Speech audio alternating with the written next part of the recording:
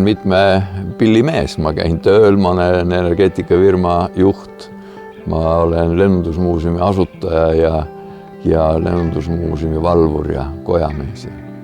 Alguses tegin hobi korras, aga kui lennundusmuuseum kasvas nii suureks, siis ta muutus kohustuseks. Ja praegu ma teengi seda austusest lennunduse ja kohustusest muuseumi vastu.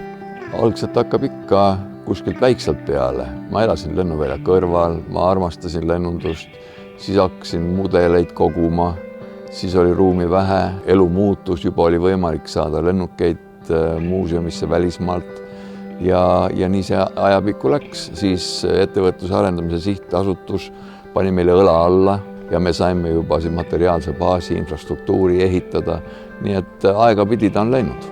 Tartut võib nimetada lennunduse pealinnaks Eestis, sest esimene mootorlennuk, mis Eesti territooriumile tuli, seda demonstreeriti Tartus 1912. aastal. Tsaari Venemaal oli niisugune mitmekülgne mees nagu Utočkin ja tema demonstreeris Raadil sellist lennukit.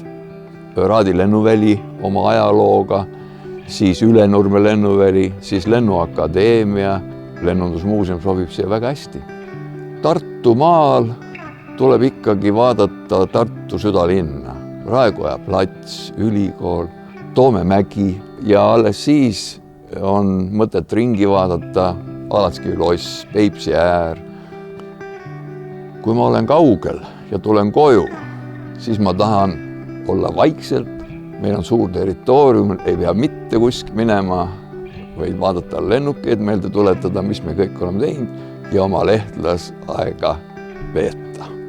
Eks see tartumaine ole seotud ikkagi ülikooli linnana.